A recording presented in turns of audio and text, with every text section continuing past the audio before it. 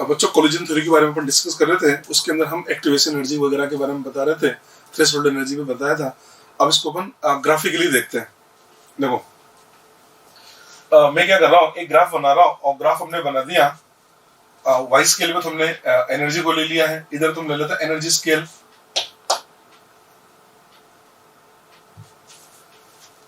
इधर तुमने एनर्जी का स्केल ले लिया है,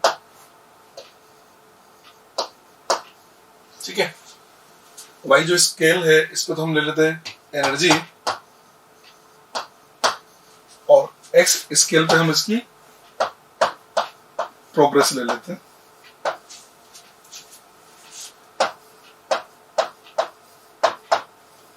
एनर्जी वर्सेस प्रोग्रेस, ठीक है। देखिए एक ग्राफ हमने इस टाइप से बना दिया है, एक तो ग्राफ मैंने ये बना दिया है, और एक ग्राफ में इस टाइप से बना लेता हूं, एक ग्राफ मैंने ये बना दिया है। इसको समझते हैं।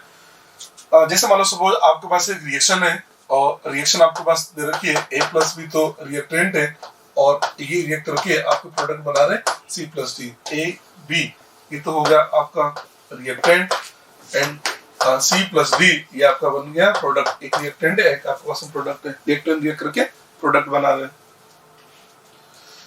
आप ऐसे समझिए, ये रिएक्टेंट है, इस रिएक्टेंट को रिएक्ट करके प्रोडक्ट बनाना है, तो रिएक्टेंट रिएक्ट करके प्रोडक्ट बनाए, इसके लिए जरूरी है इसको इस पी को क्रॉस करके जाना पड़ेगा, ठीक है। इसका मतलब हम ऐसे बोल सकते हैं, हमारा जो रिएक्टेंट के मॉलिक्यूल है, इस रिएक्टेंट के मॉलिक्यूल के पास में इतनी एनर्जी तो होनी चाहिए कि यार ये इसको पी को क्रॉस कर सके। इसका मतलब ये जो एनर्जी है, हम इसको समझे, ये जो एनर्जी है मतलब यहां से यहां तक की जो हाइट है, ये जो हाइट है, इस एनर्जी को हम बोल सकते हैं ना। दोनों ग्राफ को हम साथ में लेके चलते हैं। ये जो एनर्जी हाइट है, हम आपसे क्या बोल रहे थे कि रिएक्टेंट है, रिएक्टेंट को रिएक्ट करके प्रोडक्ट बनाना है, तो इस लेवल को तो क्रॉस करना ही होगा। तो ये जो एनर्जी है ना, इस एनर्जी को बोलते हैं हम थ्रेशोल्ड एनर्जी। ये हमारे पास है,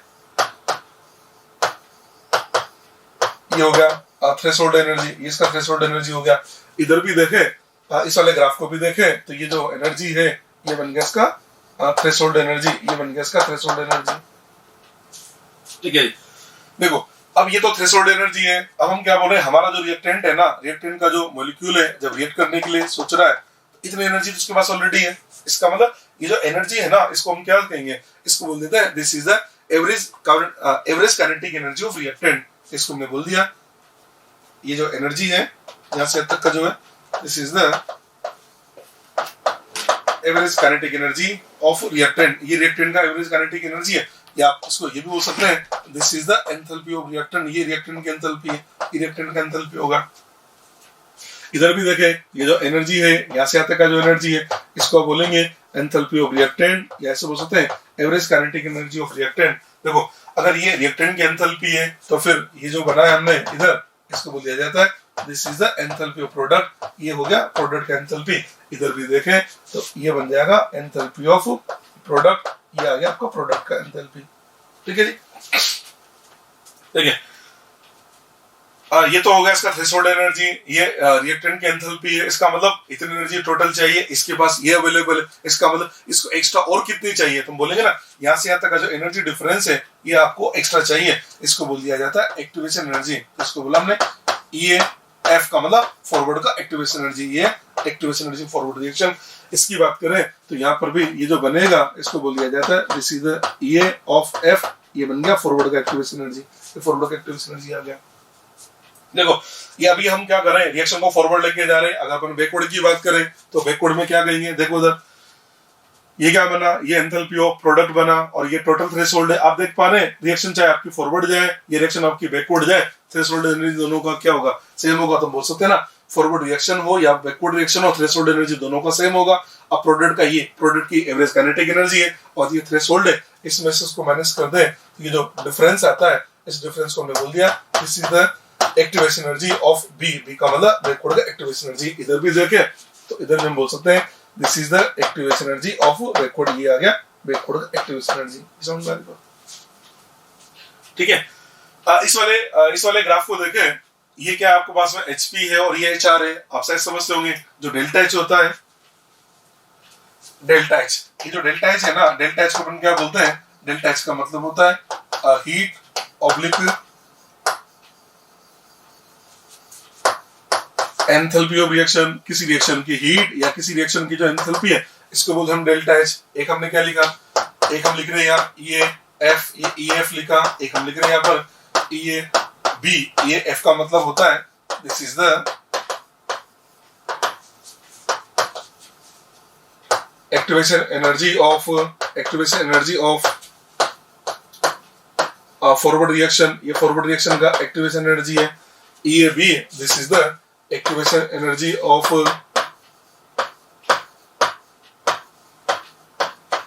बैकवर्ड रिएक्शन, ये हमारे बैकवर्ड रिएक्शन का एक्टिवेशन एनर्जी है, ये बैकवर्ड रिएक्शन का एक्टिवेशन एनर्जी है।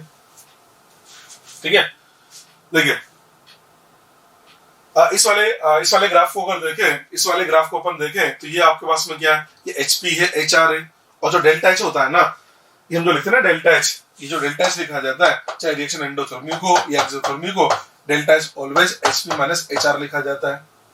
डेल्टा एच ऑलवेज क्या लिखते हैं, एचपी माइनस एचआर। इधर देखना, इस वाले ग्राफ की अपन बात करें, इस वाले ग्राफ के अंदर ये आपका एचपी हुआ, एचआर हुआ, इन दोनों का डिफरेंस, तो एचपी एचआर इन दोनों का डिफरेंस तो ये आएगा ना, तो ये जो डिफरेंस है इस डिफरेंस को अपन बोल देते हैं, ये आता है इसका डेल्टा एच। इधर भी जो डिफरेंस है, डिफरेंस, ये डिफरेंस, इस डिफरेंस को हमने बोल दिया, ये हो गया इसका, ये इसका डेल्टा एच आ जाएगा। ठीक है, आप इस वाले ग्राफ में देखो, इसमें ये एचपी है और ये एचआर है, एचपी एचआर में से मैग्नीट्यूड किसका ग्रेटर है, तो इस वाले ग्राफ की बात करें, ये दो ग्राफ थे ना आपके, इस वाले ग्राफ के अंदर तो अगर मैग्नीट्यूड की बात करें तो मैग्नीट्यूड ये एचआर हुआ, एचपी हुआ, किसका मैग्नीट्यूड ग्रेटर है, इस वाले ग्राफ के अंदर तो एचपी का वैल्यू एचआर से ज्यादा है।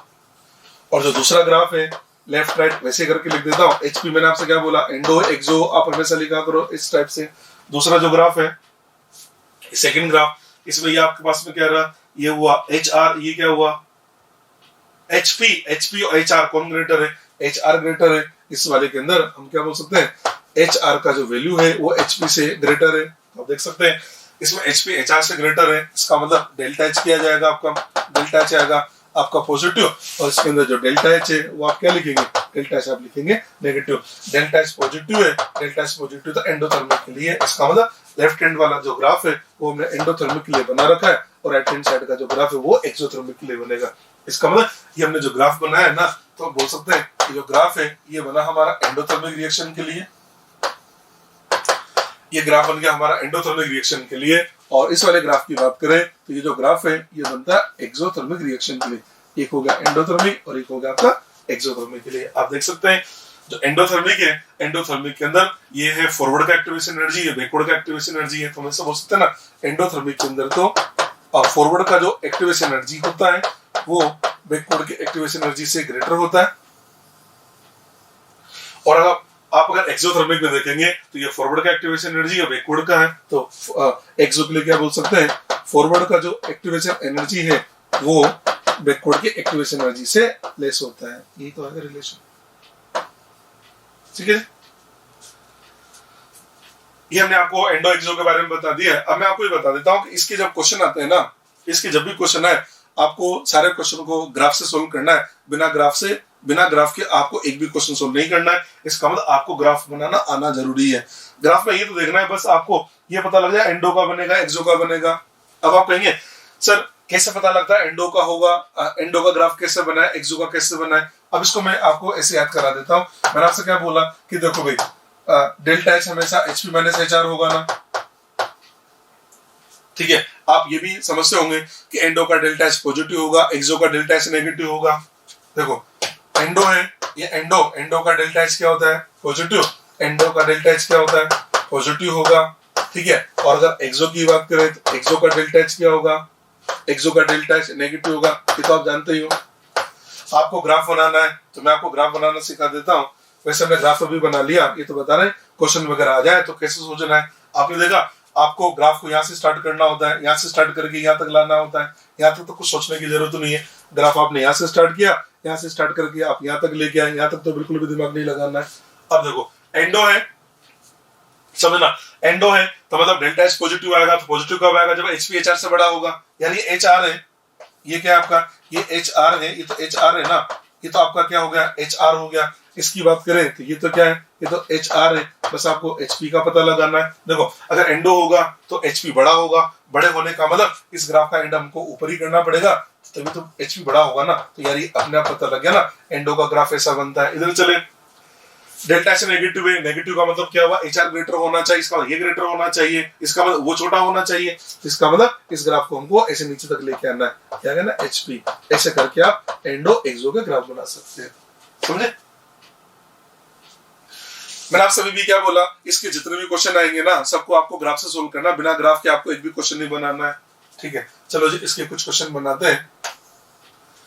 जैसे मैंने क्वेश्चन लिखा, for reaction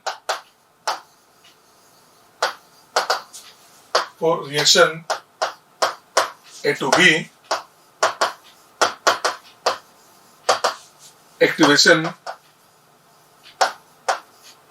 energy is EA। Question दे रखा है, ऐसे भी एक रिएक्शन है, उसका एक्टिवेशन एनर्जी आपको E दे रखा है। आपसे पूछा जा रहा है activation energy of backward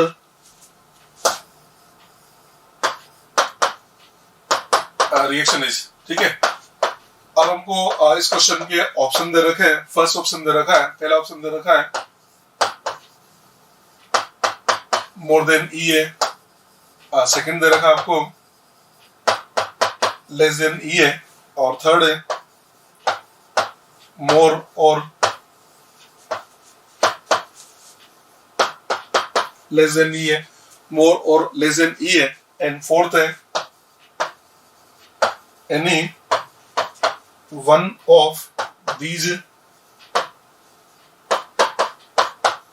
is correct. ये क्वेश्चन है, ठीक है। क्वेश्चन देखो पहले आप,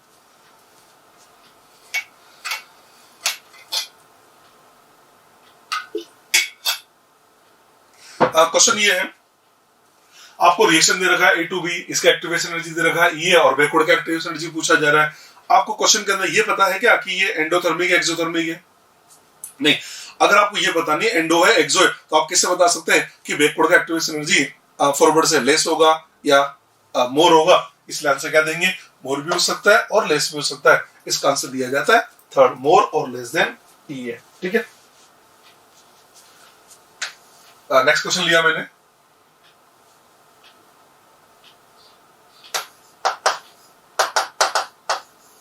activation energy of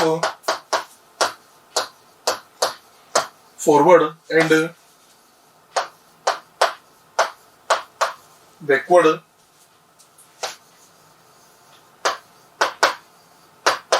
reaction are 35 kilojule and 15 kilojule respectively.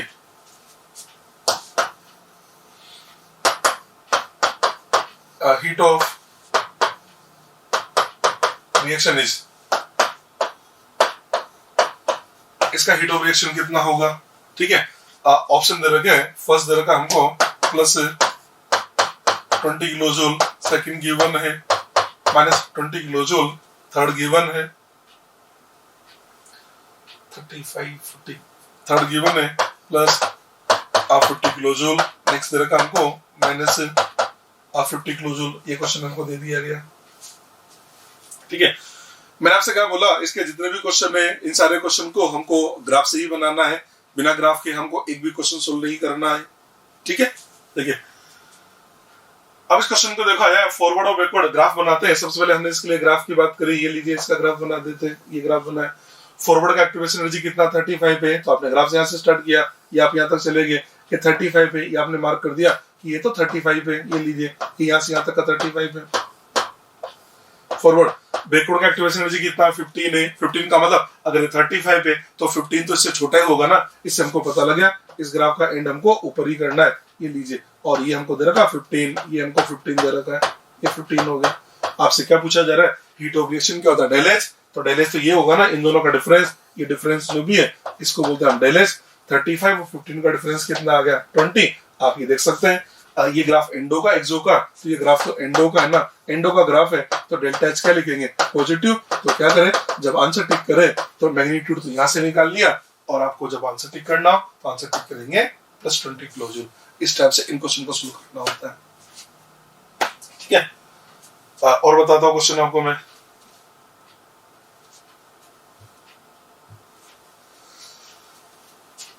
Next लेता हूं।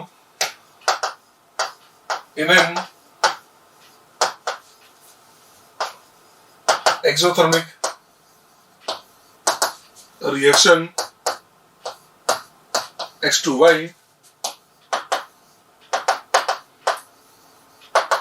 activation energy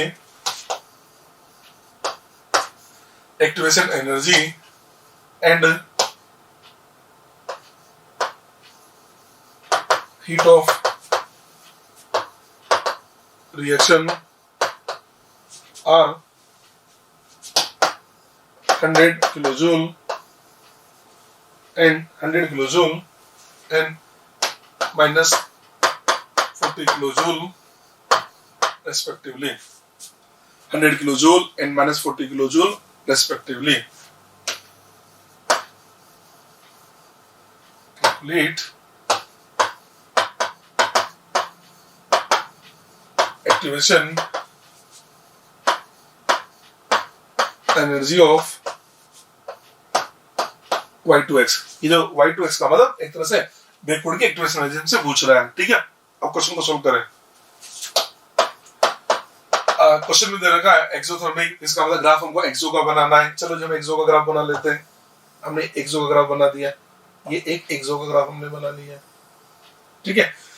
एक्सो का ग्राफ है, मतलब हमसे क्या बोला, एक्टिवेशन एनर्जी ऑफ फॉरवर्ड, मतलब X2Y का मतलब फॉरवर्ड ही है। इसका मतलब फॉरवर्ड का मतलब हमें सब हो सकते हैं, ये हमको इसने 100 दे दिया, ये हमारे पास 100 है।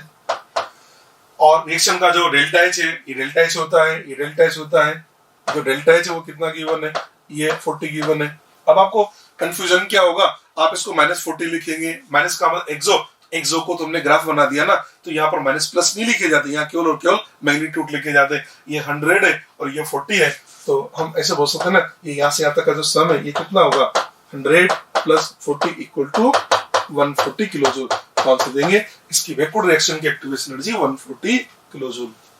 बैकवर्ड का जो एक्टिवेशन एनर्जी है that is 140 kilojoule.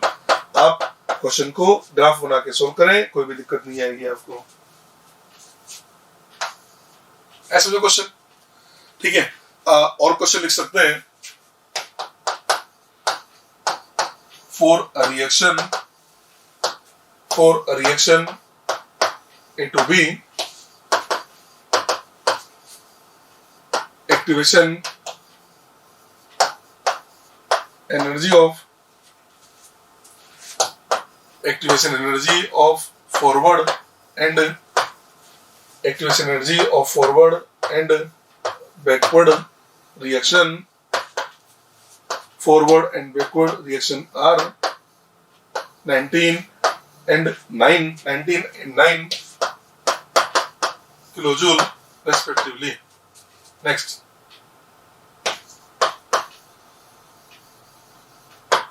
potential energy of reactant A is 12 kilojoule. 12 kilojoule. Calculate first point,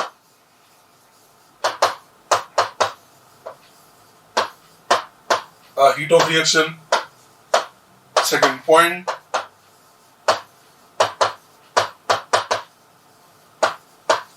threshold energy, second point, threshold energy of reaction,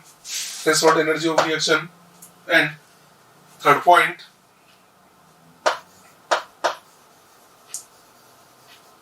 potential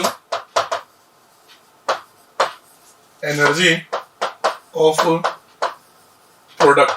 आपको प्रोडक्ट की पोटेंशियल एनर्जी बतानी होगी, ठीक है। चलिए अब इस क्वेश्चन को सोल्व करें। मैंने आपसे क्या बोला, जब भी क्वेश्चन बनाए ग्राफ से ही सोल्व करना है। आप इसका ग्राफ बना लीजिए। चलो जी हम इसका ग्राफ बनाते हैं। ये इसका ग्राफ बना दें। ग्राफ यहां से स्टार्ट करें, ये स्टार्ट करें हमने। क्वेश्चन में क्या बोला गया, फॉरवर्ड का एक्टिवेशन एनर्जी वो कितना दे रखा है 19, मतलब ये हमारे पास 19 है, ये तो हमारे पास 19 आ गया। बैकवर्ड का एक्टिवेशन एनर्जी 9 है, बैकवर्ड का कम है, इसका मतलब इस ग्राफ का एंड ऊपर ही होगा, ये एंड ऊपर कर दिया हमने। तो इसकी बात करें तो ये हमारे पास आ गया 9, ये 9 है, यहाँ से यहाँ तक का ये 9 आ गया। ठीक है, एक बात और बोली, रिएक्टेंट का पोटेंशियल एनर्जी कितना 12, इसका मतलब हम यहाँ से यहाँ तक देखें, ये कितना आया आपका, ये आपका आ गया 12, ये 12 आ जाता है। ठीक है, सबसे पहले आपसे क्या बोला गया, थ्रेशोल्ड एनर्जी कितना होगा, तो देखो इसका थ्रेशोल्ड एनर्जी यार यही तो होता ना थ्रेशोल्ड एनर्जी। थ्रेशोल्ड एनर्जी की बात करें तो थ्रेशोल्ड एनर्जी होगा इसके लिए 19। इसका अगर हम थ्रेशोल्ड एनर्जी देखें तो इसका थ्रेशोल्ड एनर्जी आता है 19 प्लस 12, ये आ जाएगा 31 किलोजूल। तो थ्रेशोल्ड एनर्जी इसका आएगा 31 किलोजूल। फर्स्ट क्या पूछना हमसे, सेकंड पूछना थ्रेशोल्ड एनर्जी, तो इसका आंसर देंगे 31 किलोजूल, ये तुम्हारा सेकंड आंसर आ जाएगा 31। नेक्स्ट, ये आपके पास में कितना है, ये आपके पास 19 है और ये 9 है, 19 में से 9 को माइनस किया तो डिफरेंस कितना आ जाएगा 10। तो ये जो डिफरेंस है, डिफरेंस 10, ये 10 क्या बना, ये 10 किलोजूल, ये बन गया इसका delta H heat of reaction. ये ग्राफ एंडो है एक्सो है, तो दिख रहा है आपको ये एंडो का ग्राफ है, तो डेल्टा एच क्या लिखेंगे प्लस, तो हमारा जो फर्स्ट है हमसे ये तो पूछ रहा है ना हीट ऑफ रिएक्शन, इसका आंसर दे देंगे हम प्लस 10 किलोजूल, प्लस 10 किलोजूल इसका आंसर देना है।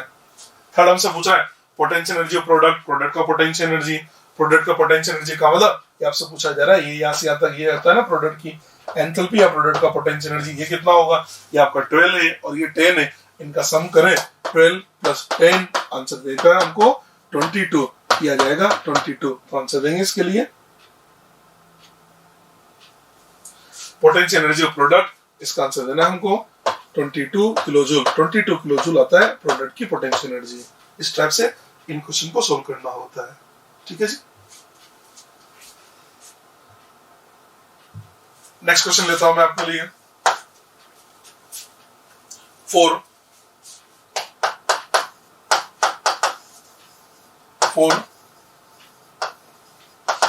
endothermic reaction, for endothermic reaction, which one is correct? Question है आपके पास एक एंडोथर्मिक रिएक्शन है, उसके लिए कौन सा करेक्ट है, ऑप्शन बना के दे दिया है।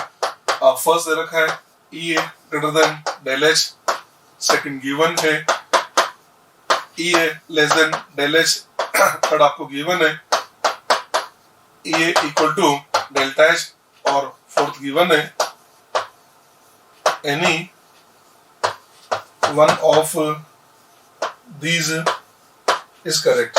मतलब इनमें से कोई सा भी एक सही हो सकता है, कोई सा भी। ठीक है, मैंने आपसे क्या बोला, जब भी क्वेश्चन आते हैं आपको ग्राफ से सोल्व करना है, बिना ग्राफ के एक भी क्वेश्चन नहीं बनाएंगे। अब इसने क्या बोला एंडो, तो एंडो का ग्राफ बना लेते हैं। ये लीजिए हमने एंडो का ग्राफ बनाया, ये एंडो का ग्राफ, ये एंडो का ग्राफ, ये बनेगा ना, ये एंडो का ग्राफ है, ये आपका क्या आएगा, ये आ जाएगा ई है, ये तो क्या आएगा आपका ई है, और इसकी बात करें तो ये क्या आ जाएगा, ये इसका डेल्टा एच आएगा ना। तो यार इस ग्राफ को देख के क्या पता लग रहा है कि ई का जो वैल्यू होगा ये तो डेल्टा एच से हमेशा ही बड़ा ही होगा ना। तो इस क्वेश्चन का आंसर क्या देंगे, E greater than del H, answer देंगे E greater than del H. ठीक है, नेक्स्ट क्वेश्चन देखो, एक और क्वेश्चन बताता हूं इसके लिए मैं। ये एंडो का था, एक क्वेश्चन ले रहे हैं हम एक्सोथर्मिक के लिए, सेम क्वेश्चन है बस एंडो की जगह एक्सो कर दिया। For exothermic reaction which one is correct, exothermic के लिए बताना है कौन सा करेक्ट है। सेम ऑप्शन, फर्स्ट हमको दे रखा है E A greater than delta H, second हमको दे रखा है E A less than del H, third हमको गिवन है E A equal to del H, and fourth given है any one of these is correct. आपको बताना है इनमें से कोई भी सही हो सकता है। ठीक है, मैंने आपसे क्या बोला, जब भी क्वेश्चन बनाएंगे बिना ग्राफ के एक भी क्वेश्चन नहीं बनाना। तो क्या काम करें, एक्सो का ग्राफ बना लेते हैं। चलो जब एक्सो का ग्राफ बनाते हैं, एक एक्सो का ग्राफ तो मैंने ये बना दिया है, ये एक्सो का ग्राफ बना दिया, देखो आप भी एक्सो का ग्राफ बना दिया, ठीक है। एक एक्सो का ग्राफ मैंने ये बना दिया है, ठीक है, और एक एक्सो का ग्राफ मैं ये बना देता हूं, देखो ये तीनों एक्सो के ग्राफ है, ठीक है, ध्यान से देखना। आपने देखा एंडो के अंदर केवल हमारे पास एक पॉसिबिलिटी थी, जबकि जो एक्सो है इसके अंदर हमने तीन तीन ग्राफ बना दिए। ग्राफ से समझा देता हूं मैं आपको।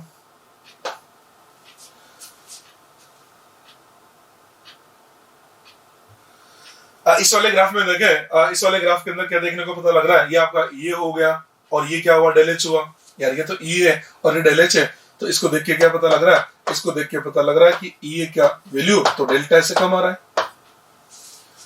फर्स्ट वाले ग्राफ को देख के क्या पता लगा, ई का जो वैल्यू है डेल एच से कम आ रहा है। सेकंड वाले ग्राफ के अंदर आप देख पा रहे हैं ये हुआ, ये डेल एच हुआ। सेकंड वाला जो ग्राफ है इसके अंदर ई और डेल्टा इन दोनों का वैल्यू क्या आ रहा है, सेम आ रहा है। थर्ड वाले ग्राफ में ई और डेल एच को देखा जाए, ई का जो वैल्यू है ना वो डेल्टा से ग्रेटर आ रहा है। तो आप देख पा रहे एंडो के अंदर केवल एक पॉसिबिलिटी है कि ई हमेशा डेल एच से ग्रेटर होगा। अगर एक्सो का ग्राफ है ना तो E less than del H भी हो सकता है, E equal to del H भी हो सकता है, और E greater than del H भी हो सकता है। मतलब इन तीनों में से कोई सा भी ग्राफ बन सकता है, इसलिए इसका आंसर देंगे any one of this is correct. इनमें से कोई भी एक से ही हो सकता है, ठीक है। ये वाला क्वेश्चन एम्स के एग्जाम में आया हुआ है और ये बहुत इंपॉर्टेंट क्वेश्चन है। एक्सो वाला ज्यादा इंपॉर्टेंट है क्योंकि एंडो के अंदर तो एक ही ग्राफ बनेगा, जबकि एक्सो का अगर ग्राफ बनाना हो तो एक्सो के अंदर हमारे पास में तीन तीन पॉसिबिलिटीज है, ठीक है जी। नेक्स्ट लेते हैं। अब ये हमने आपको एंडो और एक्सो के ग्राफ हमने समझा दिए। अब हम आपको ये बता रहे हैं जो एक्टिवेशन एनर्जी है ना, ये एक्टिवेशन एनर्जी किन फैक्टर पर डिपेंड करती है। तो नेक्स्ट हम डिस्कस कर रहे हैं आपसे। नेक्स्ट हमारा डिस्कशन है factors affecting activation energy E. हम आपको ये बता रहे हैं कि जो एक्टिवेशन एनर्जी है ई ये किन फैक्टर पर डिपेंड करती है। इसमें से फर्स्ट फैक्टर हमारे पास आता है नेचर ऑफ रिएक्टेंट की nature of reactant. First factor हमने क्या लिया, नेचर ऑफ रिएक्टेंट लिया। अब देखो नेचर ऑफ रिएक्टेंट का मतलब क्या हुआ, जैसे आपने रिएक्टेंट काम में लिया, जैसे मान लो सपोज आपका ये रिएक्टेंट है, एक आपके पास ये रिएक्टेंट है, या आपके पास रिएक्टेंट ऐसा है भाई, आपने जो रिएक्टेंट काम में लिया ना तो उस रिएक्टेंट की केमिकल नेचर की बात करें तो केमिकल नेचर का मतलब आपने जो रिएक्टेंट लिया हो सकता है उस रिएक्टेंट के अंदर सिंगल बॉन्ड हो, या हो सकता है उसके अंदर डबल बॉन्ड हो या ट्रिपल बॉन्ड हो। इसका मतलब उनकी बॉन्ड स्ट्रेंथ तो अलग अलग हो सकती है। अगर सिंगल बॉन्ड है तो बॉन्ड स्ट्रेंथ वीक होगी, डबल बॉन्ड स्ट्रेंथ और स्ट्रॉन्ग होगा, और ट्रिपल बॉन्ड है तो उसकी बॉन्ड स्ट्रेंथ तो और भी ज्यादा स्ट्रॉन्ग होगी ना। इसका मतलब ऐसा नहीं लग रहा इस बॉन्ड को तोड़ना एनर्जी कम चाहिए, इसको थोड़ी ज्यादा, इसको और ज्यादा चाहिए, और इसका मतलब ये बॉन्ड सबसे ज्यादा मजबूत है तो इसका एक्टिवेट करने के लिए इसके एक्टिवेशन एनर्जी की वैल्यू ज्यादा होगी, इसकी एक्टिवेशन एनर्जी की वैल्यू कम होगी। इसका मतलब जो हमारी एक्टिवेशन एनर्जी है ना वो किस बात पर डिपेंड करती है, वो डिपेंड करती है हमने जो रिएक्टेंट लिया ना उसका केमिकल नेचर कैसा है, मतलब एक तरह से उसका बॉन्ड स्ट्रेंथ कैसा है। तो मैंने से बोल सकते हैं ना कि जो डिफरेंट केमिकल स्पीसीज होती है ना, डिफरेंट केमिकल स्पीसीज उनकी बॉन्ड स्ट्रेंथ डिफरेंट होगी। बॉन्ड स्ट्रेंथ अगर डिफरेंट होगी तो हम बोलते हैं उनका एक्टिवेशन एनर्जी भी डिफरेंट होगा। क्या बोल सकते हैं हम ऐसे बोल सकते हैं ना कि जो डिफरेंट केमिकल स्पीसीज है, डिफरेंट आपकी जो केमिकल स्पीसीज है, डिफरेंट केमिकल स्पीसीज के लिए केमिकल नेचर डिफरेंट होगा। अगर केमिकल नेचर डिफरेंट होगा तो उनका एक्टिवेशन एनर्जी भी डिफरेंट होगा। हम बोल सकते हैं कि जो एक्टिवेशन एनर्जी है वो नेचर ऑफ रिएक्टेंट पर डिपेंड करता है, नंबर एक। सेकंड हमने ले लिया है कैटलिस्ट, ये कैटलिस्ट पे भी डिपेंड करता है, ठीक है। अब हम आपको ये समझा देते हैं जो कैटलिस्ट है, कैटलिस्ट पे एक्टिवेशन एनर्जी कैसे डिपेंड करता है, इसको भी ग्राफ से बता देता हूं मैं। देखो उधर जैसे हमने क्या किया, ये एक वही सेम प्रोग्रेस और एनर्जी का ग्राफ बना रहे, ये हमने ग्राफ बना दिया, ठीक है। ये जो ग्राफ बना रखा है ये हमने बना रखा है absence of catalyst, absence of catalyst, catalyst की एब्सेंस में बना दिया है, ठीक है जी। अब आपने क्या काम किया, इसमें पॉजिटिव कैटलिस्ट मिला दिया। तो पहले तो मैं आपको ये समझा देता हूँ पॉजिटिव कैटलिस्ट नेगेटिव कैटलिस्ट क्या काम करते हैं।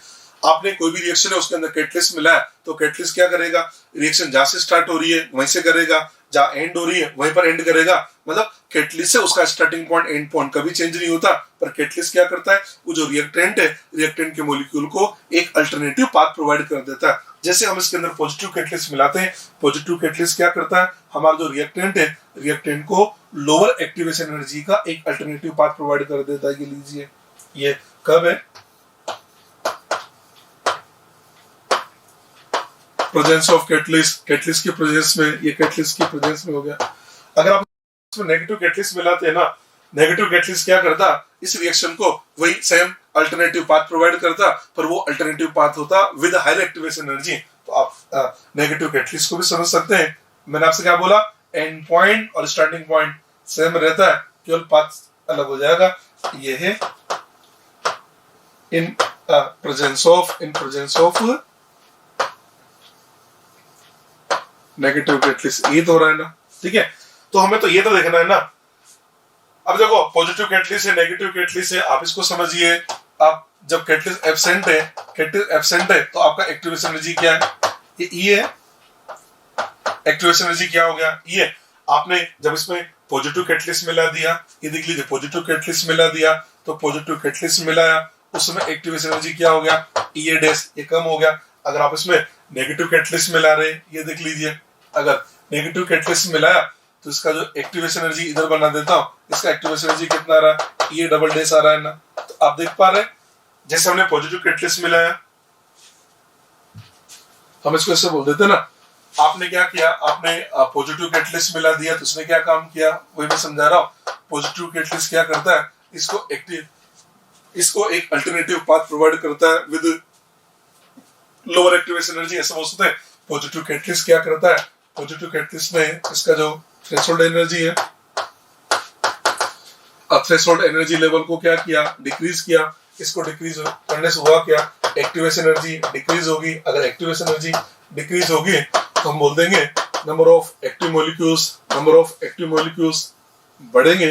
अगर एक्टिव मॉलिक्यूल बढ़ेंगे तो इफेक्टिव कोलिजन पहले के कंपैरिजन में ज्यादा होगा। बोल दिया हमने, इफेक्टिव कोलिजन क्या होगा, इंक्रीज होगा, और इफेक्टिव कोलिजन इंक्रीज होगा तो आंसर देंगे रिएक्शन का रेट भी इंक्रीज होगा। तो हम ऐसे बोल सकते हैं ना कि पॉजिटिव कैटलिस्ट, ऐसे बोल सकते हैं positive catalyst increases rate of reaction by providing alternative path of lower activation energy, and negative catalyst decreases rate of reaction by providing alternative path of higher activation energy. अगर हम इस positive की जगह negative catalyst मिला देंगे तो ये क्या काम करेगा, इसको अल्टरनेट पाथ प्रोवाइड करेगा, वो भी हायर एक्टिवेशन एनर्जी का, और उसकी वजह से उसका रेट इंक्रीज की जगह डिक्रीज हो जाता है। ठीक है, यहाँ पर एक बहुत इंपॉर्टेंट पॉइंट ये है, ये अच्छे से याद कर लेना, activation energy do not depend on temperature. Activation energy temperature independent होती है, ये बहुत इंपॉर्टेंट पॉइंट है। बच्चा इसमें कंफ्यूज हो जाता है, वो सोचता है एक्टिवेशन एनर्जी टेम्परेचर पर डिपेंड करता है, जबकि एक्टिवेशन एनर्जी जो है वो केवल दो ही बातों पर डिपेंड करती है। एक तो डिपेंड करती है वो आपने जो रिएक्टेंट ले रखे हैं उनके नेचर पर, एक तो उनके नेचर पर, एक डिपेंड करती है उनकी कैटलिस्ट पर, बाकी डिपेंड नहीं करती है। ठीक है, इस पॉइंट पर देखो एक क्वेश्चन मैं बनाता हूं। एक रिएक्शन आपको ये लिखा हुआ है 2N25, इसे हमने बना दिया है 4NO2 प्लस O2, और ये दे रखा है इसका एक्टिवेशन एनर्जी है E है। ठीक है, दूसरा हमको दे रखा है N25 से बना दिया है 2NO2 प्लस 1/2 O2। ठीक है, और इसका एक्टिवेशन एनर्जी दे रखा है हमको E डैश, कुल मिला के इसको 2 से डिवाइड कर रखा है। ठीक है, हमसे पूछा जा रहा है which one is correct। ठीक है, ये वैसे क्वेश्चन बना दिया। फर्स्ट हमको दे रखा है E equal to 2 E dash, second option दे रखा है E dash equal to 2 EA, and third given है E equal to E dash, and fourth E equal to 4 times of E dash. ये ऐसा क्वेश्चन बना दिया। देखिए क्वेश्चन ये दे रखा है, एक रिएक्शन आपको दे रखा है, इसका एक्टिवेशन एनर्जी ये दे दिया गया, इसका एक्टिवेशन आपको ये डैश दे दिया गया, आपसे बोला गया कौन सा करेक्ट है, आप ध्यान से देखना। मैंने आपसे अभी भी क्या बोला, activation energy nature of reactant पर डिपेंड करता है। यहाँ पर रिएक्टेंट कौन है, N25, यहाँ पर भी कौन है, N25 है, दोनों में सेम रिएक्टेंट है। जब रिएक्टेंट ही सेम है तो एक्टिवेशन तो सेम ही होगा ना, इसलिए आंसर क्या देंगे, इसका आंसर थर्ड देंगे, क्योंकि इस एक्टिवेशन एनर्जी का स्टोइकोमेट्रिक कोएफिशिएंट से कोई लेना देना नहीं होता है। एक्टिवेशन एनर्जी जो है वो किस पर डिपेंड करती है, वो डिपेंड करती है नेचर ऑफ रिएक्टेंट, और एक डिपेंड करती है कैटलिस्ट पर। इसी को एक्सप्लेन करने के लिए हमने ये क्वेश्चन ले लिया था, ठीक है। हमने आपसे ये बोला था कि इफेक्टिव कोलिजन हो, इस इफेक्टिव कोलिजन के लिए हमारे पास में दो बैरियर है और दोनों बैरियर का क्रॉस होना मस्ट है। अगर एक भी बैरियर क्रॉस नहीं होगा तो आपका प्रोडक्ट तो नहीं बनने वाला है। अब इसमें से फर्स्ट बैरियर तो क्या था, एनर्जी बैरियर, वो हमने आपके साथ में डिस्कस कर लिया। सेकंड बैरियर इसमें आता है ओरिएंटेशन बैरियर। तो सेकंड बैरियर के बारे में बात करते हैं। सेकंड बैरियर हमने लिखा ओरिएंटेशन बैरियर, सेकंड आता है ओरिएंटेशन बैरियर, ठीक है। ओरिएंटेशन बैरियर क्या कहता है, ओरिएंटेशन बैरियर हमसे बोलता है कि आपके रिएक्टेंट के मॉलिक्यूल रिएक्ट करके प्रोडक्ट बनाए। ऐसा तभी होगा जब कोलिजन इफेक्टिव हो। और इफेक्टिव कोलिजन कब होगा, जब हमने बोला उनके बीच में कोलिजन होना चाहिए एक प्रॉपर मैनर में। अगर प्रॉपर मैनर में कोलिजन हो रहा है तो प्रोडक्ट बनेगा, प्रॉपर मैनर में कोलिजन नहीं है तो प्रोडक्ट नहीं बनेगा। तो इसके लिए बोल सकते हैं फॉर, ऐसे लिख देता हूं मैं, फॉर इफेक्टिव कोलिजन या for formation product, for effective collision must be in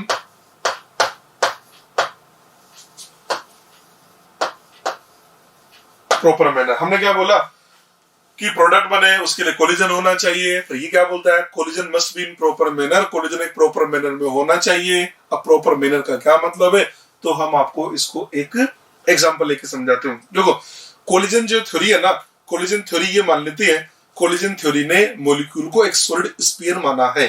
collision theory जब हम बताते हैं ना तो वहां उसके अजम्पशन में ये बोल दिया जाता है, कोलिजन थ्योरी मॉलिक्यूल को एक सॉलिड स्फीयर कंसीडर करती है, ठीक है। इसको मैं एक एग्जांपल लेके एक्सप्लेन करता हूं। हमने एक एग्जांपल ये ले लिया, A2 प्लस B2 है, A2 प्लस B2 सबने ये 2AB बना लिया है।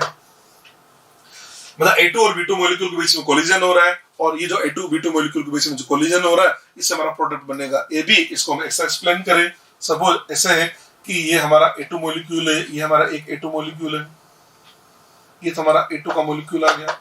A2 का मॉलिक्यूल इधर से आ रहा है, एक हमारे पास आ रहा है B2 का मॉलिक्यूल, ये लीजिए, ये हमारे पास एक B2 मॉलिक्यूल है, ये B2 का मॉलिक्यूल इधर से आ रहा है, इनके बीच में कोलिजन होगा। अब आप देख सकते हैं इनके बीच में एक हेड ऑन कोलिजन होगा, ये लीजिए, ये हेड ऑन कोलिजन हो गया इनके बीच में। ये तो आपका A2 मॉलिक्यूल है, A2 मॉलिक्यूल है, ये आपका B2 मॉलिक्यूल है, ये कोलिजन हो रहा है। देखो कोलिजन हो गया, इन्होंने क्या किया, एक इंटरमीडिएट कॉम्प्लेक्स इंटरमीडिएट बना लिया, और जो इंटरमीडिएट बना वो इंटरमीडिएट सेपरेट हो गया और उसने ये प्रोडक्ट बना दिया। तो ये प्रोडक्ट बन गया AB, ये इन्होंने AB प्रोडक्ट बना दिया। तो हमने क्या बोला, ये जो कोलिजन हुआ इस कोलिजन के अंदर प्रोडक्ट बन रहा है, मतलब ये एक इफेक्टिव कोलिजन हो रहा है। ऐसे बोल सकते हैं कोलिजन ये हो रहा है प्रॉपर मैनर में। ये कोलिजन कैसे हो रहा है, ये कोलिजन हो गया कोलिजन इन प्रॉपर मैनर, ये प्रॉपर मैनर आ गया, ठीक है। अब आप कहेंगे ये तो कोलिजन हो गया ना, अब इसका एक दूसरा केस बनाता हूं। सपोज ये हमारा A2 का मॉलिक्यूल है, ये लीजिए हमारा A2 का मॉलिक्यूल है। इसका एक केस और लेके समझा देता, ये A2 का मॉलिक्यूल, ये तो आपका A2 का मॉलिक्यूल, A2 का मॉलिक्यूल इधर से आया। दूसरा आपके पास है ये B2 का मॉलिक्यूल, ये लीजिए, ये आपका B2 का मॉलिक्यूल इधर से आ रहा है, इनके बीच में कोलिजन होगा, ये कोलिजन होगा तो कोलिजन ऐसे होगा। ये तो A2 का मॉलिक्यूल था, ये लीजिए, ये तो आपका ये तो हो गया A2 मॉलिक्यूल, ये तो A2 मॉलिक्यूल है। B2 की बात करें, ये हो गया आपका B2 मॉलिक्यूल।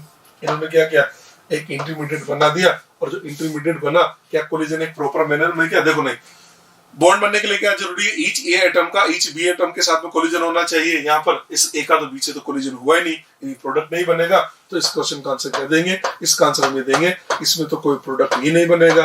अब क्यों नहीं बनेगा, तो रीजन क्या दोगे, तो रीजन देंगे ये कोलिजन एक प्रॉपर मैनर में नहीं है, collision not in not in proper manner. ये जो हमारा कोलिजन हो रहा है, ये कोलिजन एक प्रॉपर मैनर में नहीं है, प्रॉपर मैनर में नहीं है, इसलिए प्रोडक्ट का फॉर्मेशन नहीं होगा। तुमने आज सब ये तो बोला ना, for formation of product collision must be in proper manner. Collision अगर प्रॉपर मैनर में होगा तो ये प्रोडक्ट बनेगा, अगर प्रॉपर मैनर में कोलिजन नहीं है तो प्रोडक्ट नहीं बनेगा। नेक्स्ट डिस्कस करें बच्चों हम factors affecting rate of reaction. Heading लिखा हमने factors affecting rate of reaction. अब हम आपसे डिस्कस कर रहे हैं रिएक्शन का जो रेट है, रेट के बारे में हम पहले आपसे डिस्कस कर चुके हैं, अब तो ये डिस्कस कर रहे हैं ये जो रेट है ये किन किन फैक्टर पर डिपेंड करता है। फर्स्ट फैक्टर हमने ले लिया नेचर ऑफ रिएक्टेंट, मतलब उस रिएक्शन के अंदर जो रिएक्टेंट पार्टिसिपेट कर रहा है ना, उस रिएक्टेंट की नेचर पे ही डिपेंड करता है। अब रिएक्टेंट की नेचर का क्या मतलब है, इसके भी हमने 3 केस बना दिए, ABC करके 3 केस बना दिए। फर्स्ट केस मैंने ले लिया chemical nature of reactant. Chemical nature जैसे हमने एक्टिवेशन एनर्जी में भी देखा था ना, अगर आपके पास रिएक्टेंट डिफरेंट है उसकी केमिकल नेचर डिफरेंट होगी। अगर केमिकल नेचर डिफरेंट होगी मतलब बॉन्ड स्ट्रेंथ अगर डिफरेंट होगा तो उसका एक्टिवेशन एनर्जी डिफरेंट होगा, और एक्टिवेशन जब डिफरेंट होगा तो उसका रेट भी तो डिफरेंट होगा ना। तो हम ऐसे बोल सकते हैं ना, for different chemical species chemical nature are different, so bond energy will be different and that's why activation energy is different। और अगर activation energy different है तो उसका रेट भी डिफरेंट होगा। तो मैं से बोल सकते हैं कि नेचर ऑफ रिएक्टेंट का मतलब वो जो रिएक्टेंट पार्टिसिपेट कर रहे हैं ना उनकी बॉन्ड स्ट्रेंथ पर उसका रेट डिपेंड करता है। ये तुमने इसका फर्स्ट का ए पॉइंट लिया, फर्स्ट का बी पॉइंट लेते हैं।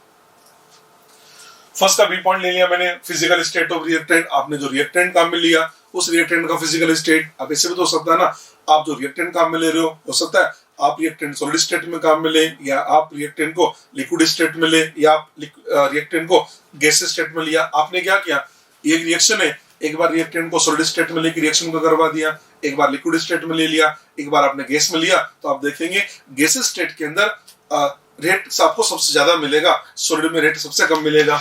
तो हमने ये लिखा सॉलिड लिक्विड और गैस तीनों फेज के अंदर अगर हमारा रिएक्टेंट है तो गैस स्टेट के अंदर ये हमको रेट मैक्सिमम देगा। ये जो ऑर्डर है इसका रेट का लिखा। अब बात ये आती है कि गैस स्टेट में ऐसा हुआ क्या जो इसने रेट गैसेस में मैक्सिमम दिया। तो हम बोलते थे कि गैसेस में होता क्या है, गैसेस आपने 2 गैसेस मिला, आप समझे आप एक तो 2 गैस मिला रहे, एक 2 सॉलिड मिला रहे, एक आप 2 लिक्विड मिला रहे। गैस के अंदर होता क्या है कि जो मॉलिक्यूल है ना उनके बीच इंटरमोलिक्यूलर गैप ज्यादा होता है। तो जब हम 2 गैसेस को मिलाते हैं तो 2 गैसेस आसानी से इंटरमिक्स होगी। रीजन क्योंकि उनके मॉलिक्यूल के बीच में गैप ज्यादा है, गैप अगर ज्यादा होगा तो इंटरमिक्सिंग के चांसेस ज्यादा होंगे। इसका मतलब आपने 2 लिक्विड मिलाए, 2 गैस मिलाए, 2 सॉलिड मिलाए, तो सब ज्यादा इंटरमिक्सिंग किस में होगी, गैस के अंदर। अगर इंटरमिक्सिंग ज्यादा होगी तो कोलिजन भी ज्यादा होगी, कोलिजन ज्यादा होंगे तो बोलेंगे उसके कोलिजन फ्रीक्वेंसी भी तो ज्यादा होगी। अगर कोलिजन फ्रीक्वेंसी ज्यादा होगी तो इफेक्टिव कोलिजन भी बढ़ेंगे, इनइफेक्टिव भी बढ़ेंगे। इफेक्टिव जितना बढ़ेगा उसकी वजह से उसका रेट इंक्रीज हो जाएगा। तो हमने ये बोला कि गैसेस के अंदर मोर इंटरमिक्सिंग होगी, इसकी वजह से उसका कोलिजन फ्रीक्वेंसी ज्यादा होगा, कोलिजन फ्रीक्वेंसी ज्यादा होगा तो इफेक्टिव कोलिजन बढ़ेगा, इफेक्टिव कोलिजन बढ़ेगा उसका रेट भी बढ़ता है। हमने बोला ना फर्स्ट वाले पॉइंट के 3 केस है। अब सी केस ले रहा हूं मैं, physical size of reactant, reactant का फिजिकल साइज। ये जो सी वाला पॉइंट है ना ये केवल आपको तभी देखना जब आपका रिएक्टेंट सॉलिड स्टेट में हो, तभी इसकी इंपॉर्टेंस है। In case of solid reactant आपने रिएक्टेंट कैसा लिया, सॉलिड लिया, और आप उसका रेट बढ़ाना चाहते हैं तो क्या बोलता है, आपने जो रिएक्टेंट सॉलिड है आप उसको पाउडर फॉर्म में कन्वर्ट कर दो। पाउडर फॉर्म में कन्वर्ट करने से उसका सरफेस एरिया बढ़ेगा, और सरफेस एरिया बढ़ने की वजह से उसका रेट बढ़ जाता है। तो लिखा हमने मोर fine particle that mean more surface area that mean more rate. इसका मतलब आपके पास अगर सॉलिड रिएक्टेंट है और उसका रेट बढ़ाना है तो आप उसको पाउडर फॉर्म में कन्वर्ट कर दे। जैसे आपको एक एग्जांपल याद भी होगा, हम करते ना जिंक की जो क्रिस्टल है, छोटी क्लास में बताते हैं, जिंक क्रिस्टल पे हम डाइल्यूट H2SO4 को ड्रॉप वाइज ऐड करते हैं तो उसका रेट आया। अगर आपने जिंक क्रिस्टल की जगह जिंक के पाउडर बना दिए तो उस रिएक्शन का रेट एकदम से इंक्रीज हो जाता है। रीजन आपने सॉलिड से पाउडर बना दिया, सरफेस एरिया बढ़ा दिया है। नेक्स्ट लिया आपने फैक्टर्स अफेक्टिंग रेट का फर्स्ट पॉइंट बता दिया। फैक्टर अफेक्टिंग रेट में सेकंड पॉइंट हमने ले लिया कंसंट्रेशन ऑफ रिएक्टेंट, रिएक्टेंट का कंसंट्रेशन। हमने कंसंट्रेशन बढ़ा दिया, कंसंट्रेशन बढ़ा दिया, ये तो सभी समझते हैं। कंसंट्रेशन इंक्रीज करने से रेट इंक्रीज होता है, ये तो मैंने भी बता दिया।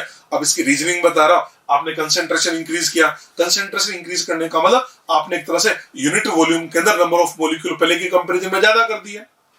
भाई आपने बोला कंसंट्रेशन बढ़ाना, कंसंट्रेशन इंक्रीज करने का मतलब क्या हुआ, कंसंट्रेशन इंक्रीज करने का मतलब यूनिट वॉल्यूम के अंदर नंबर ऑफ मॉलिक्यूल आपने इंक्रीज कर दिए। अब आप ऐसा बताइए, अगर यूनिट वॉल्यूम में नंबर ऑफ मॉलिक्यूल ज्यादा होंगे तो यूनिट वॉल्यूम के अंदर फिर कोलिजन भी ज्यादा होंगे, अगर कोलिजन ज्यादा होंगे मतलब कोलिजन फ्रीक्वेंसी भी ज्यादा होगी, तो अल्टीमेटली हुआ क्या, कंसंट्रेशन इंक्रीज करने से number of molecule per unit volume increase होगा, इसकी वजह से कोलिजन फ्रीक्वेंसी इंक्रीज होगा, कोलिजन फ्रीक्वेंसी इंक्रीज होगा तो इफेक्टिव कोलिजन इंक्रीज होगा, इफेक्टिव कोलिजन इंक्रीज होगा तो रेट भी इंक्रीज होगा। ठीक है,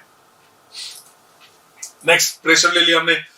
प्रेशर और कंसंट्रेशन डायरेक्टली प्रोपोर्शनल है, तो कंसंट्रेशन इंक्रीज करने से रेट इंक्रीज होता है, तो प्रेशर के भी इंक्रीज करने से रेट इंक्रीज होता है। और रीजनिंग भी बिल्कुल सेम, अगर आपने प्रेशर बढ़ा दिया, प्रेशर बढ़ाने का मतलब यूनिट वॉल्यूम के अंदर नंबर ऑफ मॉलिक्यूल बढ़ेंगे तो जेड बढ़ेगा, इफेक्टिव कोलिजन बढ़ेगा तो उसका रेट भी इंक्रीज हो जाएगा। सेम वो रीजन दे दिया। फोर्थ हमने ले लिया कैटलिस्ट, फोर्थ फैक्टर कैटलिस्ट लिया हमने, अभी थोड़ी देर पहले समझाया था। कैटलिस्ट अगर पॉजिटिव कैटलिस्ट है तो पॉजिटिव कैटलिस्ट रेट को इंक्रीज करता है, और अगर नेगेटिव कैटलिस्ट है तो रेट को डिक्रीज करता है, ये मैं आपको ऑलरेडी बता चुका हूँ।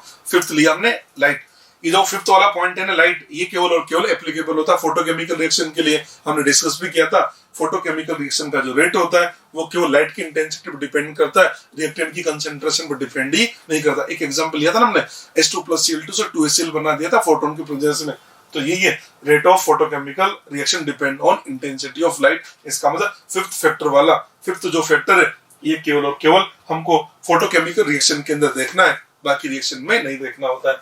नेक्स्ट लिया हमने सिक्स टेम्परेचर, जो हमारा सबसे इंपॉर्टेंट पॉइंट है। ये जितने भी पॉइंट बताए ना सबसे इंपॉर्टेंट इसके अंदर टेम्परेचर ही है, तो हमने टेम्परेचर ले लिया। टेम्परेचर क्या कहता है, टेम्परेचर ये बोलता है कि रिएक्शन चाहे आपकी एंडोथर्मिक हो या आपकी एक्सोथर्मिक हो, हम एक जनरल बात बता रहे, हम पर्टिकुलर एंडो एक्सो की बात नहीं कर रहे, ये तो जनरल बात बोल रहा है, चाहे वो एंडोथर्मिक हो एक्सोथर्मिक हो। इसका ये बोल रहा है अगर आप टेम्परेचर बढ़ाते हैं तो काइनेटिक एनर्जी बढ़ेगी, काइनेटिक एनर्जी बढ़ेगी तो नंबर ऑफ एक्टिव मॉलिक्यूल बढ़ेंगे, नंबर ऑफ एक्टिव मॉलिक्यूल बढ़ेंगे, इफेक्टिव कोलिजन ज्यादा होगा, इफेक्टिव कोलिजन ज्यादा होगा तो रेट भी तो ज्यादा होगा ना। तो अल्टीमेटली रिजल्ट क्या रहा है, टेम्परेचर की इंक्रीज करने से रेट इंक्रीज होता है, वेदर इट इज एंडोथर्मिक और एक्सोथर्मिक। तो कंक्लूजन ये, रिएक्शन चाहे हमारी एंडोथर्मिक हो या एक्सोथर्मिक हो, अगर हमने टेम्परेचर इंक्रीज किया ना तो उसका रेट हमेशा ही इंक्रीज होता है। ठीक है जी। नेक्स्ट पॉइंट, अब हमने एक डिफरेंट केमिकल रिएक्शन को लेके एक सर्वे किया, हमने बहुत सारी रिएक्शन ली और उनको लेके एक सर्वे किया। तो सर्वे में हमें क्या पता लगा, अगर हम किसी रिएक्शन का टेम्परेचर 10 डिग्री सेल्सियस या 10 केल्विन से बढ़ाते हैं, जब हम डिफरेंस की बात करते हैं ना, जब हम चेंज निकालते हैं तो टेम्परेचर का चेंज आप चाहे केल्विन में लिखो या सेल्सियस में लिखो, एक ही बात है। तो हमने जब डिफरेंट केमिकल रिएक्शन को लेके उनका सर्वे किया तो पता लगा अगर हम किसी रिएक्शन का टेम्परेचर 10 डिग्री सेल्सियस या फिर 10 केल्विन से बढ़ाते हैं तो उस रिएक्शन का जो रेट है या उसका जो रेट कांस्टेंट है, देखो अब मैं रेट के साथ रेट कांस्टेंट को भी ले रहा हूं, अगर रिएक्शन का रेट बढ़ता है तो मतलब रेट कांस्टेंट भी बढ़ता है। चलिए, हमने आपसे बोला भी था ना रेट कांस्टेंट वैसे भी टेम्परेचर पर डिपेंड करता है। तो हम ये बोले कि आपने एक जनरल सर्वे किया, तो सर्वे में आपको क्या पता लगा, अगर आप किसी रिएक्शन का टेम्परेचर 10 डिग्री सेल्सियस या 10 केल्विन से राइज करते हो तो उस रिएक्शन का जो रेट है या उसका जो रेट कांस्टेंट है वो डबल से लेके ट्रिपल तक इंक्रीज हो जाता है। डबल से लेके ट्रिपल का मतलब 2 टाइम्स हो सकता है, या हो सकता है 2.2 टाइम हो जाए, या 2.5 हो जाए, या हो सकता है 3 टाइम्स हो जाए। मतलब हमने लिखा फॉर एवरी 10 डिग्री सेल्सियस और 10 kelvin rise in temperature rate oblique rate constant become 2 to 3 times, double से लेके ट्रिपल तक। 2 और 3 नहीं लिखा है, मैंने ये नहीं बोला या तो डबल होगा ट्रिपल होगा, मैंने बोला डबल से लेकर ट्रिपल के बीच में कितना भी इंक्रीज हो सकता है। चलिए जी, समझ हमने मान लिया 3 डिग्री सेल्सियस पर हमारा रेट कांस्टेंट है के टी, हमने टेम्परेचर 10 से बढ़ा दिया तो टेम्परेचर हमने कर दिया T+10 डिग्री, तो हमने बोल दिया उस पर रेट कांस्टेंट बन गया हमारा के T+10। तो यही तो कर रहा है कि ये जो रेट कांस्टेंट है ये वाला रेट कांस्टेंट इस वाले रेट कांस्टेंट से डबल से लेकर ट्रिपल तक होगा। तो वैसे बोल सकते हैं के T+10 upon KT equal to 2 to 3 times होगा, और जो रेशियो इसको बोलते हैं टेम्परेचर कोएफिशिएंट, और इसको लिखा हमने म्यू इक्वल है टेम्परेचर कोएफिशिएंट। तो ये से हमारे पास टेम्परेचर कोएफिशिएंट का कांसेप्ट आ गया। टेम्परेचर कोएफिशिएंट क्या हुआ, तो टेम्परेचर कोएफिशिएंट को अपन ऐसे समझे, टेम्परेचर कोएफिशिएंट का मतलब आपने किसी रिएक्शन का टेम्परेचर सपोज 10 डिग्री से बढ़ा दिया, आपने किसी रिएक्शन का टेम्परेचर 10 डिग्री से बढ़ाया, उसका टेम्परेचर 10 डिग्री से इंक्रीज करने पर अगर उसका रेट 2.2 टाइम्स इंक्रीज हो जाता है तो हम बोलेंगे इस रिएक्शन का टेम्परेचर कोएफिशिएंट है 2.2। टेम्परेचर कोएफिशिएंट का मतलब आप टेम्परेचर अगर 10 डिग्री से इंक्रीज करते हो ना, इसका रेट इतने टाइम से इंक्रीज होगा। जैसे मैंने बोला इस रिएक्शन का टेम्परेचर कोएफिशिएंट 2.5 है। इसका मतलब यह हुआ जब कभी भी हम इस रिएक्शन का टेम्परेचर 10 डिग्री से इंक्रीज करेंगे तो इसका जो रेट है या इसका जो रेट कांस्टेंट है वो 2.5 टाइम से इंक्रीज हो जाता है। यह मतलब है टेम्परेचर कोएफिशिएंट का। ठीक है, अब मान लो हमारे न्यूमेरिकल वगैरह आते हैं, हमारे क्वेश्चन आते हैं, तो कई बार तो क्या करता है वो हमको टेम्परेचर कोएफिशिएंट की वैल्यू दे देता है और कई बार हमको टेम्परेचर कोएफिशिएंट की वैल्यू नहीं देता है। अगर क्वेश्चन आया और टेम्परेचर कोएफिशिएंट नहीं दे रखा है तो आपको टेम्परेचर कोएफिशिएंट की वैल्यू 2 लेके और क्वेश्चन को सोल्व करना है। तो हमने ये लिखा इन question, if numerical value of temperature coefficient is not given then its value is considered to be 2। तो हम इसकी वैल्यू को फिर 2 कंसीडर करके क्वेश्चन को सोल्व करेंगे। ठीक है, अब देखो इस पर क्वेश्चन किस टाइप के फ्रेम होते हैं। हमने क्वेश्चन बनाया, इसके लिए क्वेश्चन लिखा मैंने temperature of reaction increases from 10 degree Celsius to 90 degree Celsius. How many times rate increases? ये क्वेश्चन है। क्वेश्चन दे रखा है एक रिएक्शन है, आपने उसका टेम्परेचर 10 डिग्री से कितना राइज कर दिया, 90 डिग्री कर दिया। आपको पता रेट कितना इंक्रीज होगा 10 से 90। हमें क्या पता ईच एंड एवरी 10 डिग्री पर डबल होता है। तो इसको अपन ऐसे समझे कि हमने टेम्परेचर 10 से पहले 20 डिग्री कर दिया, फिर हमने 20 डिग्री से उसका टेम्परेचर 30 डिग्री कर दिया, हम 10 बढ़ाते चलते हैं, फिर हमने 30 डिग्री से उसका टेम्परेचर 40 डिग्री कर दिया, नेक्स्ट हम इसका टेम्परेचर 40 डिग्री से 50 डिग्री कर देते हैं, नेक्स्ट इसका टेम्परेचर 50 डिग्री से 60 डिग्री कर दिया, नेक्स्ट हम 60 डिग्री से इसका टेम्परेचर 70 डिग्री करें, नेक्स्ट हम 70 डिग्री से इसका टेम्परेचर 80 डिग्री कर दे और 80 डिग्री से हम इसका टेम्परेचर 90 डिग्री कर दे। ये तो बोले 10 से 90 कर दिया। हमने आपसे क्या बोला ईच एंड एवरी 10 टाइम्स पर डबल होगा। जैसे हम 10 से 20 करेंगे, 10 से 20 करते इसका जो रेट है या रेट कांस्टेंट इसका डबल हो जाएगा। डबल को 2 की पावर 1 लिख देता। फिर आप इसको जब 20 से 30 ले जाओगे फिर डबल होगा, डबल तो हो चुका अब फिर डबल होगा, तो डबल के डबल का मतलब 4 टाइम्स को लिख देंगे क्या, ये 2 पावर 2 हो जाएगा। नेक्स्ट स्टेप में फिर डबल होगा, तो अब 4 टाइम्स हो चुका है, 4 टाइम्स का डबल का 8 टाइम्स को क्या लिखा हमने 2 का पावर 3 टाइम्स होगा ना। अब आप देखिए कितनी स्टेप्स हो रही है 1 2 3 4 5 6 7 8 है ना, 8 स्टेप है ना। फर्स्ट स्टेप में 2 पावर 1 इंक्रीज हुआ, सेकंड में 2 पावर 2, थर्ड में क्या हुआ 2 पावर 3। तो 8 स्टेप में बात करें तो 2 पावर 8 होगा ना। हमसे ये तो पूछ रहा है ना times rate increases, times rate increase है, कितना टाइम रेट इंक्रीज होगा तो हम लिख देंगे 2 का पावर 8। 2 का पावर 8 को सोल्व कर लो, ये इस क्वेश्चन का आंसर आ गया। ठीक है, अब देखो ये तो इस क्वेश्चन को मैंने प्रॉपर मेथड ऐसे सोल्व करके दिखा दिया। मैं क्या करता हूँ इस क्वेश्चन को सोल्व करने के लिए आपको एक ट्रिक बता देता हूँ कि जब कभी भी ऐसा क्वेश्चन आए तो आप इसको ऐसे सोल्व कर लीजिए। आपको ये बताना है टाइम्स रेट इंक्रीजेस, कितने टाइम्स रेट इंक्रीज होगा, इक्वल टू हमने एक फॉर्मूला बना दिया टेम्परेचर कोएफिशिएंट इसका पावर डेल्टा टी अपॉन 10 ये बना दिया हमने। जैसे इस क्वेश्चन को देखें, अब इस क्वेश्चन के अंदर टेम्परेचर कोएफिशिएंट हमको नहीं दे रखा था, 2 लेना था तो म्यू की जगह हमने 2 रखा। डेल्टा टी 10 से कहां गए 90, 10 से हम गए 10 से 90, 10 से 90 जाने का डिफरेंस कितना हुआ 90 माइनस 10 कितना 80। यहाँ क्या लिखते हैं 80 अपॉन 10 8, तो बन गया ना 2 पावर 8। ये तो आंसर आया हमारा 2 पावर 8। देखो एक क्वेश्चन में लिख देता हूं मैं। क्वेश्चन में लिखा एक रिएक्शन है उसका टेम्परेचर कोएफिशिएंट है 2.5। मैं प्रॉपर लैंग्वेज ना लिखी वैसे लिख देता हूं, मेरे को तो कांसेप्ट समझाना है। एक रिएक्शन का टेम्परेचर कोएफिशिएंट कितना गिवन है 2.5 गिवन है। आपसे बोला गया इसका टेम्परेचर 20 डिग्री सेल्सियस से हमने 20 डिग्री सेल्सियस से हमने इसको 20 डिग्री से हमने इसको 50 डिग्री सेल्सियस इंक्रीज कर दिया है। हमसे पूछा गया कितने टाइम्स रेट इंक्रीज होगा, times rate increases, times rate increases हमको बताना कितने टाइम रेट इंक्रीज होगा। अब हमने आपसे क्या बोला था टेम्परेचर कोएफिशिएंट गिवन है तो हमने लिखा 2.5 2.5 लिखा। इसका पावर डेल्टा टी 20 से कहा जा रहे 50, 20 से 50 गया तो डिफरेंस कितना हुआ 50 माइनस 20 क्या लिखेंगे हम 30। 30 को किससे डिवाइड किया 10 से, तो इसका आंसर आ जाएगा 2.5, इसका पावर आ जाएगा 3। इसको लिखा हमने 2.5 इंटू 2.5 इंटू 2.5 ये आंसर, इस क्वेश्चन का आंसर हो जाएगा। ठीक है, ये हमने डायरेक्ट ट्रिक बता दी है। ठीक है, इसका एक और क्वेश्चन बनाता हूं, देखो K1 and